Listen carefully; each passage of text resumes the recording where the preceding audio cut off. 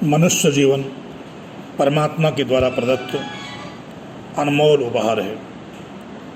लाखों योनियों में भटकने के बाद जीवात्मा के कर्मों के अनुसार मनुष्य का जन्म प्राप्त होता है। ऐसे मनुष्य जीवन को गंवाना नासमझी ही नहीं, कायरता भी है। आत्महत्या अर्थात अपने शरीर का नाश वही मनुष्य करता है जिसे स्वयं पर विश्वास नहीं है, जो आशावादी नहीं है तथा जो वर्तमान शरीर को ही सब कुछ समझ लेता है।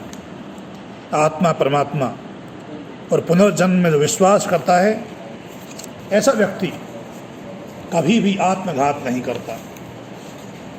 परमपिता परमात्मा की पावन वाणी वेद का संदेश है कि आत्महत्या आत्मा को शरीर से पृथक कभी न करे।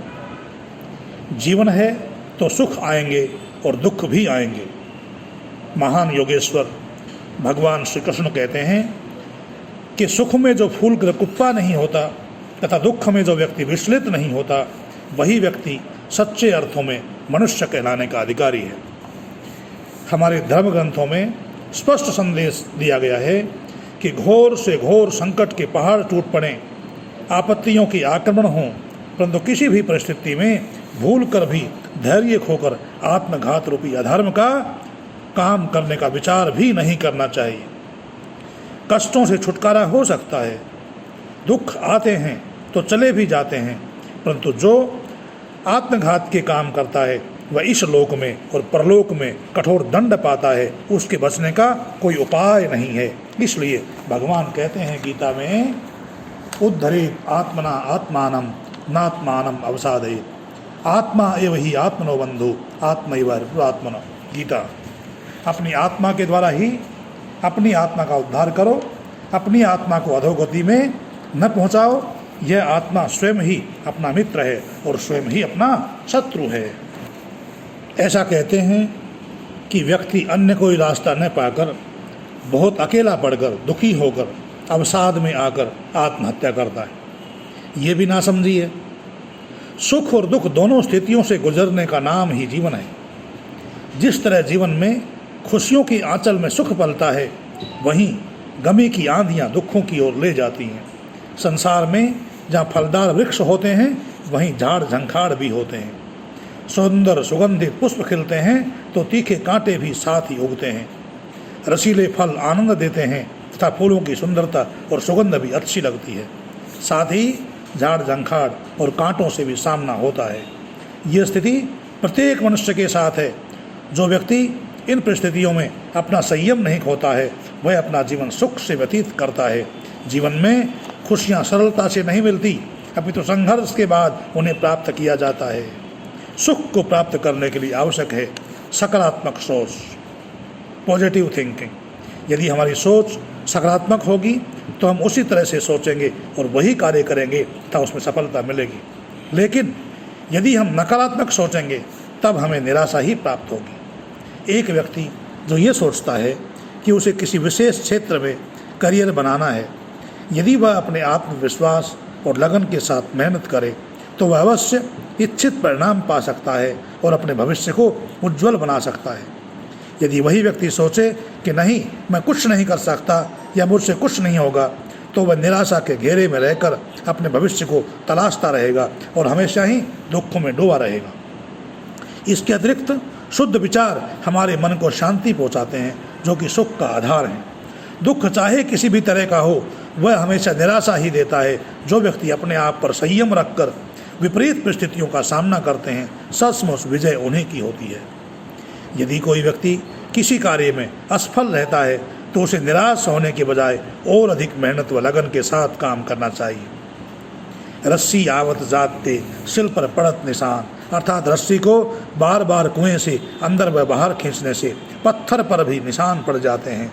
उसी प्रकार यदि हम भी किसी कार्य को करते हुए बार बार मेहनत करते हैं तो हमें सफलता अवश्य मिलती है। जमीन जितनी तपती है, अंकुरण उतना ही अच्छा होता है। दुख ही जीवन को मांझता है। दुख की ठोकरें ही व्यक्ति को संघर्ष करने की प्रेरणा और शक्ति देती हैं। असफलताओं और कठिनाइयों में ही मनुष्य का व्यक्तित्व निखरता है और उसकी सामर्थ्य व गुण प्रकाश में आते हैं। जो व्यक्ति कठोर परिश्रम और संघर्ष करके सफलता प्राप्त करता है वही उसके सच्चे सुख का अनुभव कर सकता है। बिना संघर्ष के प्राप्त हुए सुख का कोई मूल्य पता ही नहीं लगता। कष्ट के दिनों में निरंतर धैर्य के साथ संघर्ष करने पर ही सफलता के दरवाजे खुलते हैं। बड़ी से बड़ी विपत्ति से भी धैर्य के साथ संघर्ष करने पर ही पार पाया जा सकता है। धीरज धर्म मित्र अरु नारी, आपत्काल परखिए चारी। कभी कभी संकट में अपनों का कठोर व्यवहार गहराई से आघात कर जाता है, परंतु बाद में उसके पीछे छिपी अच्छाई का ज्ञान होता है। इस संसार में न कोई व्यक्ति पूर्ण सुखी है और न ही कोई व्यक्ति पूरी तरह से दुखी है। दूसरों का सुख देखकर ईर्ष्यावश दुखी होने से कोई लाभ नहीं है। हमें ये नहीं भूलना चाहिए कि गुलाब का फूल कांटों में ही खिलता है। कड़ी धूप के बाद ही वर्षा की शीतल फुहारों का आनंद मिलता है। कमल केवल शुद्ध जल में ही नहीं कीचड़ में भी खिलता है, इसीलिए उसका एक नाम पंकज भी है।